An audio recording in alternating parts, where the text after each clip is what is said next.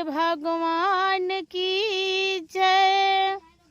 हर हर महादेव, हर हर महादेव। अदिति लोकगीत चैनल के माध्यम से बाबा भोलेनाथ और मैया पार्वती जी के चरण में कोटि कोटि प्रणाम करतनी। हमार प्रणाम से इनकार हो। यूट्यूब के माध्यम से जितना समस्त गुरु बहिना गुरु भैया लोग देखतनी, सबके चरण में कोटि कोटि प्रणाम करतनी। हमार प्रणाम से इनकार हो। आज दीदी बहुत सुंदर, बहुत ही अच्छा शिव गुरु के चर्चा कथा लेकर आयल बनी। हमार कथा रहुआ सबकी अच्छा लगी तो वीडियो के लाइक कर देव जान, चैनल के सब्सक्राइब कर देव जा, कमेंट में हर हर महादेव जरूर लिखी देव जा। दीदी देखी दीदी, जे भी आयब जान बाबा भोलेनाथ के कथा बाटे। दीदी शुरू से लास्ट तक कथा देखब जान और सुनब जान। देखी दीदी, गीत तो और भजन तो रोज होला, लेकिन चर्चा में खाली गीत भजन ना होला, कथा सबसे जरूरी कथा है दीदी। गीत और भजन मनोरंजन खातिर है दीदी, कथा ज्ञान खातिर है। हमरे कथा में शुरू से लास्ट तक बनल रहब जान, तबे ये कथा के गुड़ रौरे पाइप जने कथा में जे का कथा में चाल बा, का रहन बा, का ज्ञान बटे। देखी दीदी, बाबा भोलेनाथ के कौनो भी चीज में अभिमान ना करे के चाहिए। कौनो देवी देवता के पूजा होखे तो ओमे पूरा फुल सपोर्ट करे के चाहिए दीदी। देखें, जे भी बाबा भोलेनाथ के कथा सुनेला उनके घर में कुछ के कमी ना रहेला दीदी। देखी कथा शुरू करे चलत तनी, रउआ लोग सुनब जान, जे भी आयब जान।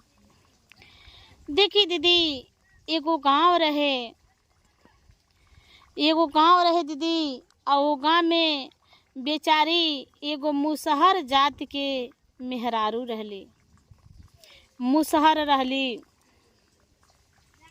मुसहर रहली दीदी। बहुत दिन ले उनके बाल बच्चा लोग ना भइल। जब बाल बच्चा ना भइल तब मार लोग चर्चा भजन कथा कहे। जहाँ भी चर्चा होखे तहाँ बेचारी के मन करे जे हमहू चर्चा में जैती। लेकिन देखी दीदी, गांव के लोग जाति से बड़ा भेदभाव माने।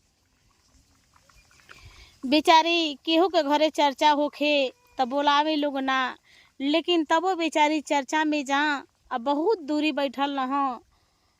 ऐसे जे लोग उनके छूत माने, जात इसे छूत माने दीदी। लेकिन जात में भगवान आ चाहे कौनो देवी देवता बनौले बा लोग, जात से भेदभाव ना बा। लेकिन यहाँ इंसान आके अपने इंसानियत में जात के भेदभाव मानता। भगवान और देवी देवता लोग के कौनो जात के भेदभाव ना बा। देखी दीदी, जब बेचारी चर्चा कथा में जा तो सबसे दूरे बैठा तो एक दिन के बात रहे दीदी। जब चर्चा में जा तो एगो बाबा भोलेनाथ एगो जोगी के रूप में आईनी। कहनी ये बच्चा बड़ा मन तर दुखी में लगता। कहली हाँ ये बाबा, मन तो दुखी में बा। इतना दिन के दिन हो गई बाबा, एको हमार संतान नहीं भईन। कहना साधु बाबा, ए बेटा अपने झोरी में से थोड़ा सा भभूत निकाल के देना। कहना ए बेटा आ खा लो, आ माथा पर टीक लो। आ बाबा भोलेनाथ की चर्चा में जई ह तो बाबा भोलेनाथ से यह मन्नत मांगी ह, जी बाबा हमके एगो संतान दे दी। देखी दीदी, बेचारी बाबा भोलेनाथ की चर्चा में गईली। जब भी चर्चा होखे जा तो बाबा भोलेनाथ से कहली, ये बाबा भोलेनाथ से दया मांगा। कहा ये बाबा भोलेनाथ हमके एगो संतान दे दे तो बहुत नीक रहल हे बाबा। तोहार चर्चा हम करैती। देखी बेचारी बाबा भोलेनाथ साधु के रूप में उनके जन प्रसाद देहनी, उहे प्रसाद खैली। अब बेचारी गर्भवती रह गईली। जब गर्भवती रह गईली तो गईली घरे रहली। 1-2 महीना, 4 महीना, 5 महीना जब बीत गईल, सब लोग चर्चा में देखल, अरे बाप फलनवा के गांव टोला में लगली मेहरारू फुसुर फुसुर बतियावे, जीव कर तब पतो ही गर्भवती बिया, फलनिया गर्भवती बिया। बाबा भोलेनाथ की चर्चा करेले। बेचारी गर्भवती जब रह गई दीदी, पूरा टोला में शोर हो गई, जे चर्चा में जात रहली ह। बेचारी के बाबा भोलेनाथ बहुत सुंदर काम कैले बाने। देखी दीदी, जब 9वां-10वां महीना लग गई, बहुत सुंदर भगवान बाबा भोलेनाथ उनके बेटा देहले बाना। बेचारी बेटा पाके बड़ी खुश बड़ी। देखी दीदी, एक दिन की बात रहे, बेचारी के जब छठियार बरही बीत गई, कुछ दिन बीत गई, 1-2 महीना, बस ये बेचारी सब सामान मने गाँव में टोला में गईली पूछे जे ए दीदी चर्चा में का लगेला। गईली चर्चा में पूछे का लगेला, चर्चा के सामान बतावल लोग मेहरारू। अहली चर्चा के सामान लिखवा के सारी सामान बाजार से अपने पति से मंगौली। बाजार से सारी सामान आ गई दीदी। तो का कैली, गाँव में जाके सबके कहली, ये दीदी हमरे घरे चर्चा हुई, रउआ लोग आए। हमरे घरे चर्चा हुई, रउआ लोग आई। ये दीदी सब लोग गईल चर्चा में, बहुत बढ़िया धूमधाम से चर्चा करौली। और चर्चा बहुत अच्छा से भइल। सब लोग चर्चा में गईल बेचारी के घरे। और प्रसाद खूब ढेर के बनौले रहली दीदी।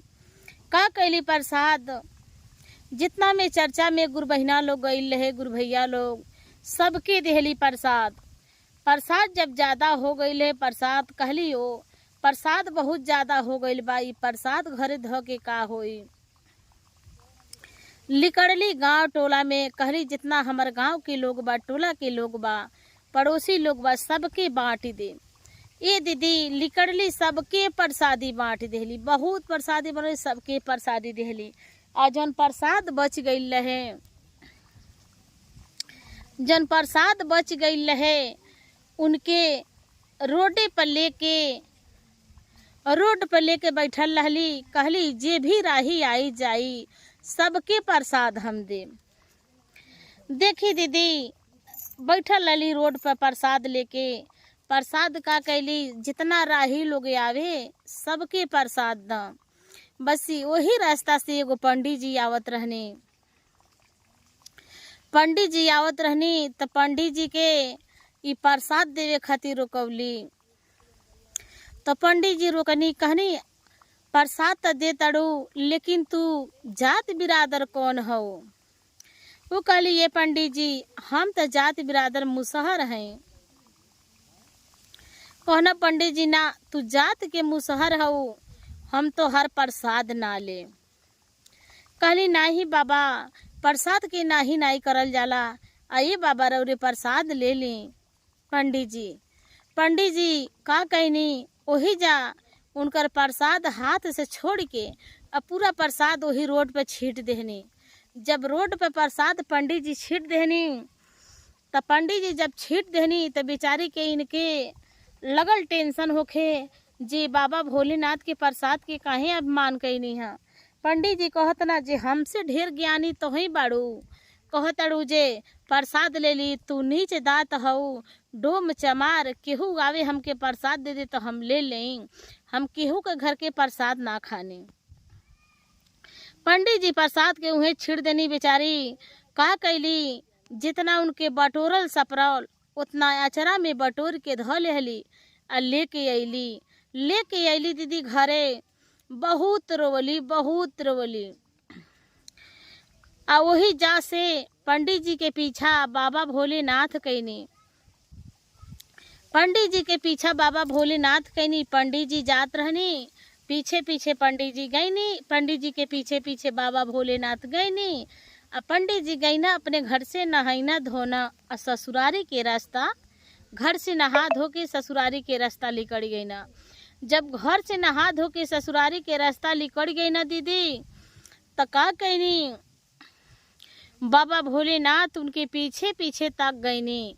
कहनी देखी आज तू कहाँ चला तला, जे कौनो देवी देवता के तोहरे पास जात के पंडित हुआ, लेकिन कौनो देवी देवता के ज्ञान तोहरे पास ना बा, जे प्रसाद मार के छीड़ देता रह। देखी दीदी जात जात बेचारा पंडित अपने ससुरारी के ओर जाता ने। जब ससुरारी के ओर जाता ने, बस पंडित बाबा भोलेनाथ का कैले बानी वही जा, वो पंडित जी के गदहा बना देले बानी। जब गदहा बना देले बानी पंडित जी के, तब पंडित जी कहत का बना, जो हम इतना सुंदर आ इतना अच्छा जात के पंडित हैं, इतना सुगर दे रहल, लेकिन का बात है जे हम गदहा बन गईनी, गदहा बन गईनी ससुरारी में जाई त के जाने केहू चिन्ही कि ना चिन्ही। देखी दीदी ससुरारी में जाई त केहू चिन्ही कि ना चिन्ही। आ जन उनकर पत्नी रहली उहो ओइ जहवे गई लली, नैहरे गई रहली, कहना वो दूसर केहू चिन्ही या चाहे ना चिन्ही, लेकिन हमार पत्नी तो जरूर हमके चिन्ही है, जी हमार पत्नी तो जरूर हमके चिन्ही है। देखी दीदी का कहना, पंडित जी ससुरारी के ओर चल देना। जब ससुरारी के गई ना, तो जहाँ उनकर ससुरारी में गाय या भैंस बन्हात रहे लोग, वही जा जाके गदहा खड़ा हो गई ने। जब ये गदहा बन गई ना, वही जा जाके खड़ा हो गई ने। तो साँझ के समय रहे दीदी, साँझ के समय रहे, गुरु चौगा जब नादे पर से उकड़ावल जाला तो बांधल जाला, उकड़ा के बांध के आज कहना लोग जे जहाँ गाय भैंस बन्हा तड़ी कुछ झाड़ू खरहरा लेके आ ओइजा झाड़ू खरहरा लगा के आ सब गोबर ओबर साफ शुद्ध कई लो। तभी देखा था लोग जी गदहा दुआरे पर से जात ना बा। देखी दीदी गदहा दुआरी पर से जात ना बा, तो का कहनी उनकर ससुर गदहा के तो पहले हकनी। जब ही गदहा उ दामाद उनकर रहना गदहा बन गई है ना, तो का करम ओइजा से कहना ये अपने लड़का से, ये बेटा है गदहा जात नहीं बाटे, ये के का हम करी। कहना उनकर बेटा, ए पिताजी का करब रउआ, आ जौन हाथ में खरहरा ले बानी वही खरहरा से मारी। देखी दीदी यही जा जब उनकर ससुर मारे लगल बाने, तो एक लाइन भजन बाटे, गीत बाटे, रउआ लोग कैसन लगी जरूर बताए।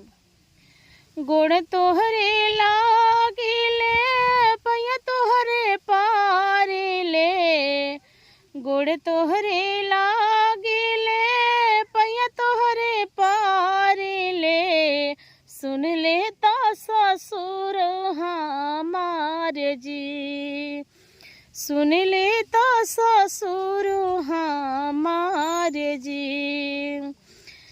हम होई रउरा दामाद जी, हम होई रउरा दामाद जी। मत मारे खरा हरा के मार जी, मत मारे खरा हरा के मार जी। गोड़ तोहरे लागिले पैया तोहरे पारे ले, गोड़ तोहरे लागिले पैया तोहरे पारे ले, सुन ले तो यारा जी हमारे जी। मत मारे बढ़ाने के मारे जी, हम होई रउरा दामाद जी। देखी दीदी जब भैंस गोरु लोग से मरले बना उनकर ससुर, तो उसारा में जाके खाड़ हो गईल बना गदहा। जब उसारा में जाके खाड़ भइल बना, तो उसारा में अपने पिताजी से उनकर पिता ओसारा में जब जाके खाड़ भइल बना तू लइका अपने पिताजी से कहले बना ये पिताजी आ जब रौरे वजह से मरनी ह ती गधा आके आ देखी कैसे ओसारा में खाड़ हो गइल बा। ए कैसे गधा आके ओसारा में खाड़ भइल बा। त जब ओसारा में गइल बा तुमकर ससुर कहत ना ए बेटा आ कुछ बा नहीं का तोरे हाथ में। कहना ये पिताजी कुछ हाथ में नहीं बा लेकिन झाड़ू हमार लगही बा। कहना ठीक बा वही झाड़ू से मारा 4 झाड़ू। वही झाड़ू से 4 झाड़ू मारा। तब कहत ना का जब 4 झाड़ू उनकर सार मार दे ना तब कहत ने गोड़े तो हरे लागेले पैया तो हरे पारी ले। गोड़े तो हरे लागेले पैया तो हरे पारी ले।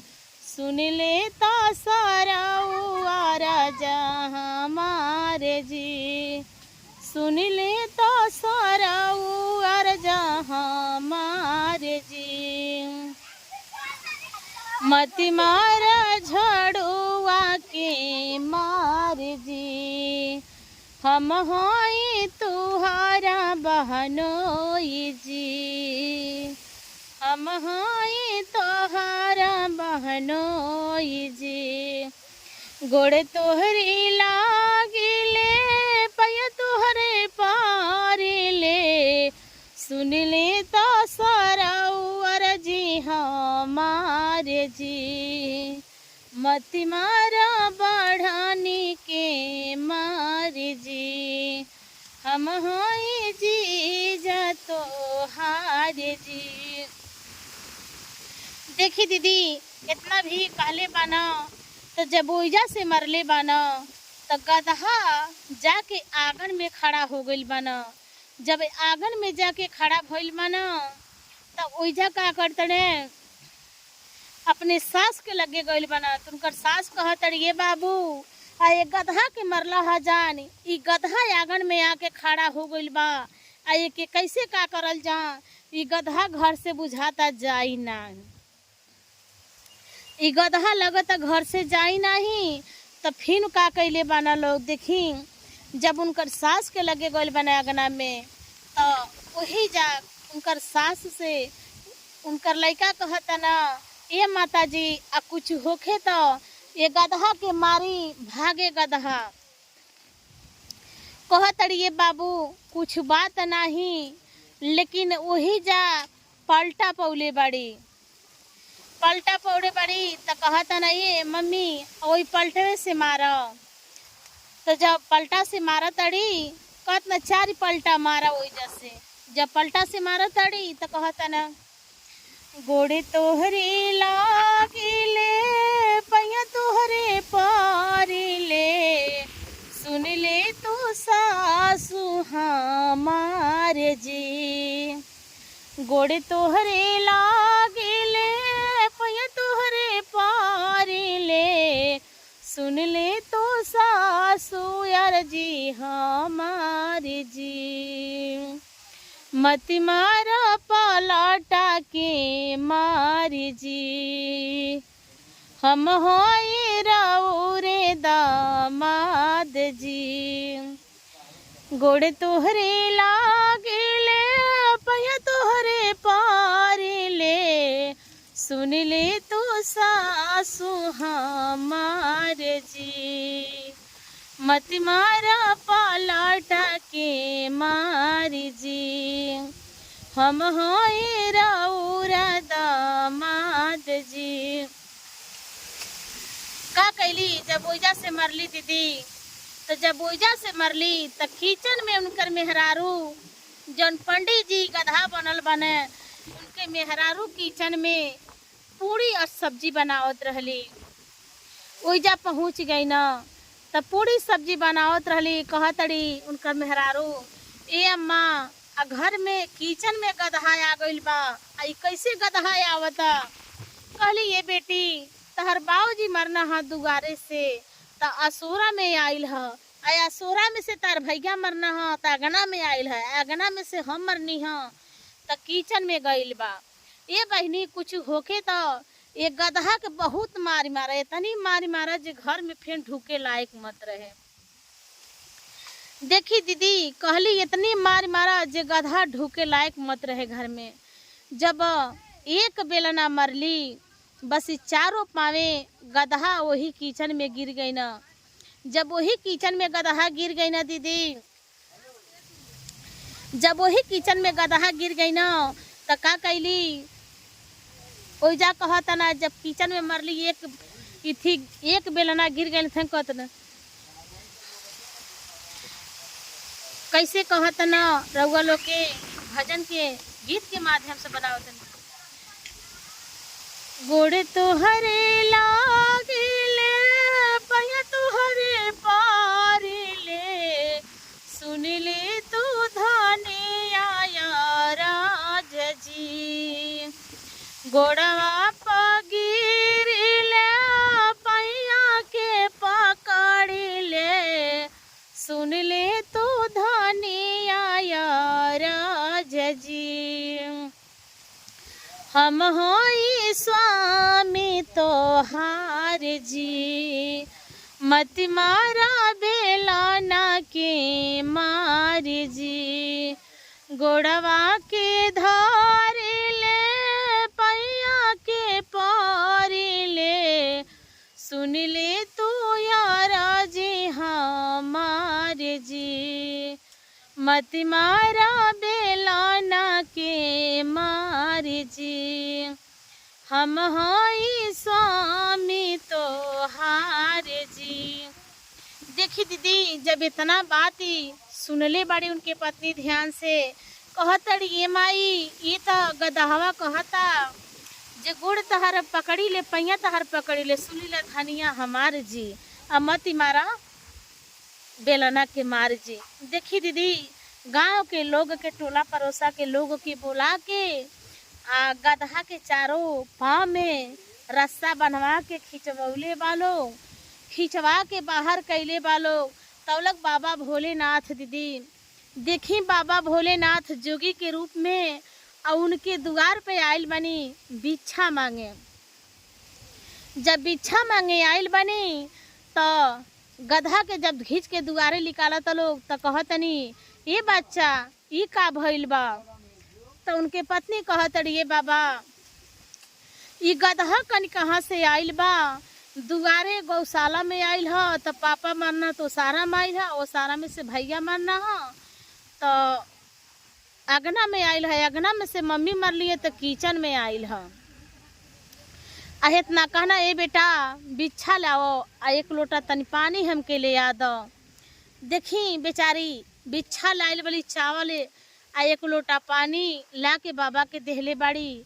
आ जैसे बाबा मुँह पर छिच कर ले बाना उनकरे गदहा के, वैसे गदहा आदमी बन के उठ गइल बाना। ये दीदी तो कथा में का रहस्य बा, का गुड़ बा, हमार कथा यही से ख़त्म बा।